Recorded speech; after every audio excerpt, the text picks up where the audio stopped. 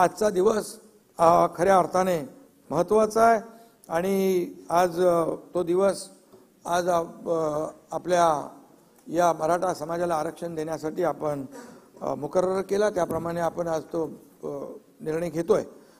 माझ्यासह अध्यक्ष महोदय, देवेंद्रजी, अजितदादा आणि संपूर्ण मंत्रिमंडळ, मी मगाशी देखील म्हटलं 150 दिवस हे काय 1-2 दिवसामध्ये काम झालेलं नाही, त्याहीपेक्षा जास्तीचे दिवस लागले। 150 दिवस अहोरात्र हे सगळं काम सुरू होतं। प्रशासनातील विशेषतः सामान्य प्रशासन विभाग, राज्य मागासवर्गीय विभाग, सामाजिक न्याय विशेष सहाय्य विभाग, महसूल विभाग, विधी व न्याय विभाग, तसेच वित्त विभागातील आणि गृह विभागातील अधिकाऱ्यांपासून ते अगदी शेवटच्या चतुर्थ श्रेणी कर्मचारी यांनी घेतलेली अपार मेहनत आणि त्यांचं फलित म्हणजे आजचं हे आपलं विधिमंडळाचं अधिवेशन होतंय। आणि यामध्ये जवळपास 3 ते 4 लाख लोक काम करत होते, दिवस रात्र काम करत होते। आपण त्याच्यामध्ये गोखले इन्स्टिट्यूट, टाटा इन्स्टिट्यूट असे अनेक लोकांची आपण मदत त्यामध्ये घेतलेली आहे। आणि यामध्ये सगळ्यांचं एकच उद्दिष्ट होतं की सर्वांनी मनापासून काम करून हे युद्ध पातळीवर दिवस रात्र 24/7 यामध्ये काम करून आपल्याला या सर्व जो काही उद्देश आहे आपला तो पूर्ण करण्यासाठी अहोरात्र मेहनत घेण्याचं काम या सगळ्यांनी केलं। महाराष्ट्र सरकार पूर्णपणे मराठा समाजाला आरक्षण देण्याच्या बाजूने आपण सगळेजण आहोत, त्याच्यामध्ये मला पुन्हा त्याचा उहापोह करण्याची आवश्यकता नाही। देवेंद्रजी आणि अजित पवार देखील हेच सांगत होते की आपल्याला या मराठा समाजाच्या, कारण एकदा तर देवेंद्रजी मुख्यमंत्री असताना आपण आरक्षण दिलं होतं, त्याच्यामध्ये मी जाणार नाही, आपण ते हायकोर्टमध्ये टिकवलं देखील, पण दुर्दैवाने सुप्रीम कोर्टामध्ये ते रद्द झालं। पण आपलं ठरलेलं आहे मगाशी, त्यामुळे त्याच्यावर मी जास्त भाष्य करू इच्छित नाही।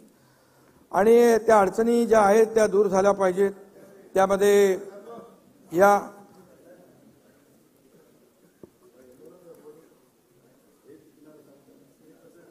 ठीक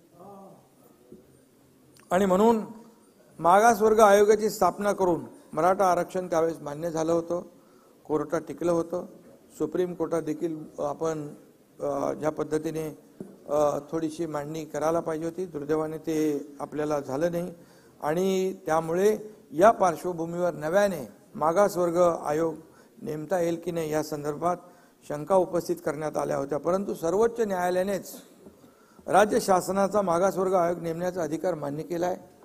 इंदिरा साहनी प्रकरणामध्ये घटनापीठाने जो निर्णय दिला त्याच्या परिच्छेद 550 मध्ये म्हटलंय, for the purpose and object that those communities हू वर earlier backward and advance should be excluded and those communities हू वर earlier advance and might have degraded into backward class should be included. Thus, the state was fully entitled to appoint backward classes commission to collect relevant data and submit a report. हे आपल्याला कुठलंही असं बेकायदेशीर काम आपण करत नाहीये, पूर्णपणे कायदेशीर बाबी यामध्ये आपण पाहून या ठिकाणी आपण काम करतोय।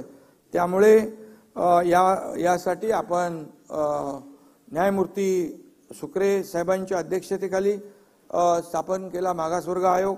हा पूर्णतः वैध असून या आयोगाने अत्यंत काळजीपूर्वक आणि मेहनतीने निरगुडे राजीनामा दिला त्यांनी, आणि म्हणून आपण शुक्रे साहेबांचं अध्यक्षतेखाली काळजीपूर्वक आणि मेहनतीने तयार केलेला अहवाल शासनाने स्वीकारला ना,